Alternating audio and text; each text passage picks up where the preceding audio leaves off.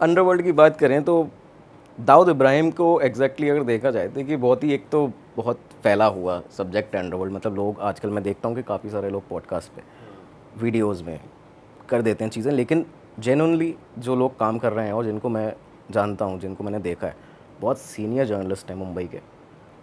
2-3 ऐसे लोग हैं, परमार साहब हैं, जैदी साहब हैं, और बाकी और भी कई ऐसे बड़े लोग हैं, शम्स ताहिर खान साहब हैं। ये लोग बहुत डीपली उस समय से ही काम कर रहे हैं। और इनको हम लोग क्या करते हैं, मैं अपना पर्सनली बताऊँ, मैं पढ़ता हूँ, रिसर्च करता हूँ। भाई मेरा 3 काम है कि मैं रिसर्च करता हूँ, पढ़ता हूँ, फिर उसको लिखता हूँ एक कहानी के फॉर्मेट में, जिससे कि सामने वाले को, सुनने वाले को अच्छा लगे, उसको सुना देता हूँ, नरेट कर देता हूँ। इतना मेरा काम है। तो ओवरऑल क्योंकि ना मैं आपको बताऊँ अंडरवर्ल्ड के बारे में, हम लोग ने भी यार, एक तो इंटरनेट काफ़ी देर में आया घर में मेरे, तो उस टाइम पे भी ना मैंने पहली बार अंडरवर्ल्ड के या दाऊद वगैरह के बारे में जब सुना था, तो मैंने किसी टीवी का ये न्यूज़ चैनल था, तो वहाँ पे एक ना बहुत बड़ा प्राइम टाइम पे शो चल रहा था।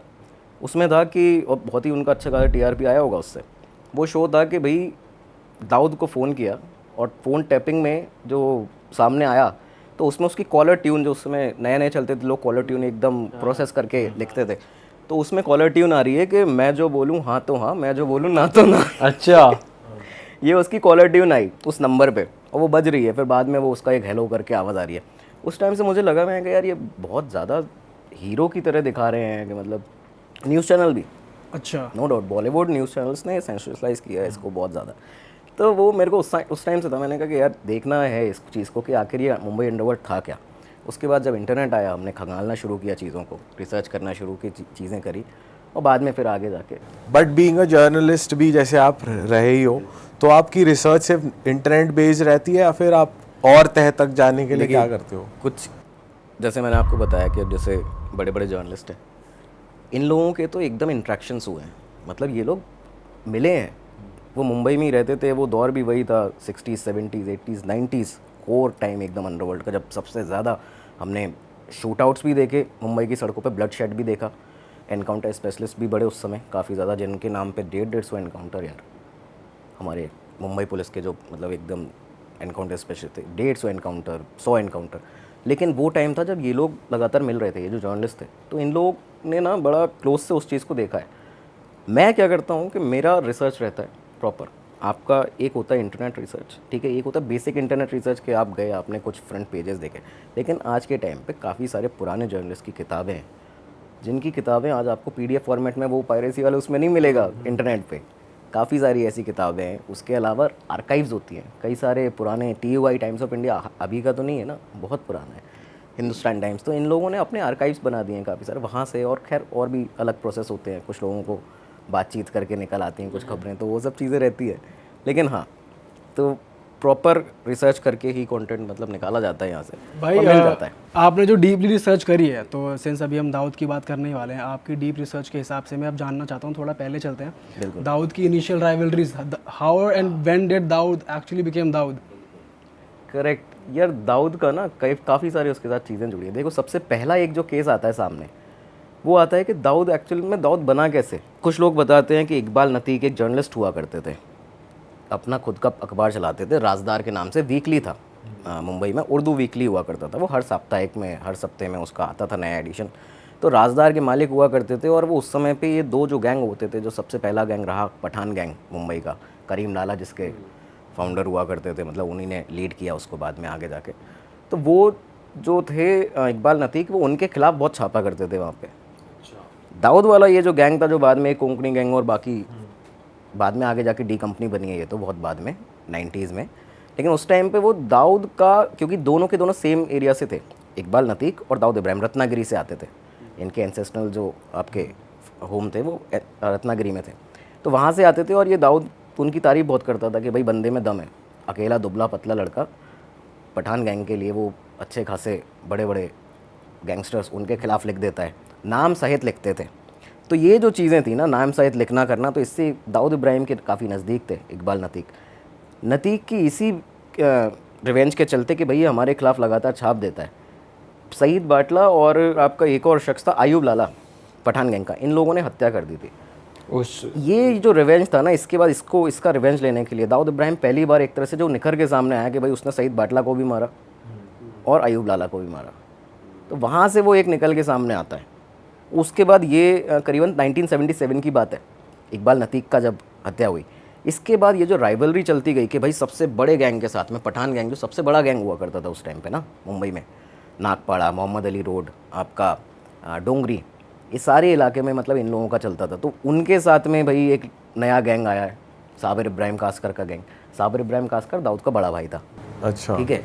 और 3-4 साल ये निकला यहाँ से ये दौर। उसके बाद ये जो राइवलरी थी इतनी ज़्यादा बड़ी कि साबिर इब्राहिम कासकर की मर्डर कर दिया गया। किसके द्वारा? पठान गैंग के द्वारा।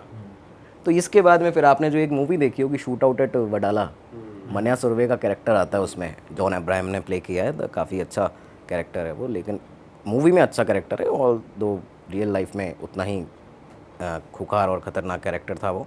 तो वो चीज़ें जो हैं फिर बाद में आगे निकलती हैं। लेकिन दाऊद का राइज जो एक तरह से एंट्री जो थी वो इकबाल नतीक के मर्डर से ही सामने आती है। मतलब काफ़ी लोग अलग अलग चीज़ें कहते हैं कि साबिर के मौत के बाद में दाऊद का उदय हुआ, मतलब दाऊद एकदम सबसे खतरनाक हो गया बड़े भाई की मौत के बाद। लेकिन उस टाइम से उसका स्टार्ट, और उस टाइम पे वो बिल्कुल अकेले थे, खुद से किया सारा कुछ? नहीं नहीं नहीं, उस टाइम पे फॉर्म हो गया था, फॉर्म हो गया था। फॉर्म गैंग नहीं हुआ था, फॉर्म एक्चुअली इस तरह से था कि दाऊद को ना काफ़ी सारे लोग मिलते गए। ये कहते हैं ना कि यार इतने गैंगस्टर्स रहे, इतने मुंबई अंडरवर्ल्ड में लोग रहे, मतलब यहाँ से भी नहीं, आपके ये तो 70s की बात हो गई, 50s से लेके 60s में, 70, 80s में इतने गैंग, इतने लोग रहे, और दाऊद से बहुत बड़े बड़े भी रहे। वाशु दादा करके एक पहलवान हुआ करते थे, दाऊद का खुद का जो गुरु था खालिद पहलवान, वो हुआ करते थे। तो ये सब हाजी मस्तान करीम लाला रहे। लेकिन दाऊद ही इतना बड़ा क्यों बन गया? और प्लस दाऊद यहाँ से आज भी बड़ा बना हुआ है उस तरीके से कि भाई भाग गया, आईएसआई के प्रोटेक्शन में पाकिस्तान में रह रहा है, और वहाँ पे 93 ब्लास्ट में उसका नाम आया, कितने चीज़ों में नाम। इनफैक्ट अभी 2013 में जो आईपीएल स्पॉट फिक्सिंग केस हुआ था, एश श्रीसंत उसमें उनको आरोप लगे थे उन पर स्पॉट फिक्सिंग के, उस केस के अंदर दाऊद इब्राहिम का नाम सामने आया था कि मतलब ये तो पूरा पाकिस्तान कराची अंडरवर्ल्ड जो अब चल रहा है नया, पहले मुंबई अंडरवर्ल्ड था, अभी वो कराची अंडरवर्ल्ड वहाँ पे चला रहे हैं, वो चीज़ें चल रही हैं, तो उसमें नाम सामने आया। तो दाऊद का हर जगह नाम जो ऐड होता गया, मुझे लगता है पर्सनली, ये मुझे लगता है कि दाऊद को ना सही टाइम पे ऐसे लोग मिलते गए जो उसको बढ़ाते गए आगे। चाहे आप उसके मेंटोर की बात ले लो, खालिद पहलवान, चाहे उसके बाद में दाऊद का आगे साबिर इब्राहिम कासकर जो उसका बड़ा भाई था, भाई वो पहले से ही पठान गैंग में काम कर रहा था, ये लोग पहले से उन क्रिमिनल एक्टिविटीज़ में थे। उसके फादर पुलिस वाले थे, ठीक है, पुलिस से रिटायर हो चुके थे उस टाइम पे, तो 77 के अराउंड रिटायर हो चुके थे। तो काफ़ी बार उसने ये भी किया कि भाई मैं पुलिस वाले का लड़का हूँ। मुझे याद आता है एक किस्सा था कि मतलब रणबीर लिखा नाम के एक स्टेशन इंचार्ज हुआ करते डोंगरी पुलिस स्टेशन के 1976-77 में। तो उन्होंने ना वो बड़े परेशान थे, तो ये इकबाल नतीक जिनका बारे में अभी हमने बात की, तो ये गए उनके दफ्तर में कि साहब आप परेशान इतना काय को कैसे बैठे हो, क्या हो गया है? तो उन्होंने कहा यार ये पठानों ने दिमाग ख़राब कर रखा है, इतना ज़्यादा मुंबई अंडरवर्ल्ड बढ़ता जा रहा है और ये क्या ही कर रहे हैं, इसमें किसी को भी मारते थे उस टाइम पे, पठान गैंग ऐसा हो गया था। तो इकबाल नतीक, मैंने बताया कि दोस्त हुआ करते थे दाऊद इब्राहिम के, वो भी इनको मानता था, ये भी मानते थे। तो इकबाल नतीक ने कहा कि सर आपने शोले देखी है? कहते हैं लोहा लोहे को काटता है। वो वाला जो डायलॉग था उसका, ठाकुर बलदेव सिंह वाला, तो वो कहता है पुलिस ऑफिसर को कि जय और वीरू को बुला लो, ये तो डाकुओं को वो ही निपटाएंगे। अलग अलग किस्से हैं कि वो बताते हैं कि शोले से दाऊद इब्राहिम का जन्म हुआ, कोई कहता है इकबाल नतीक को मारा पठान गैंग ने तो दाऊद इब्राहिम बना।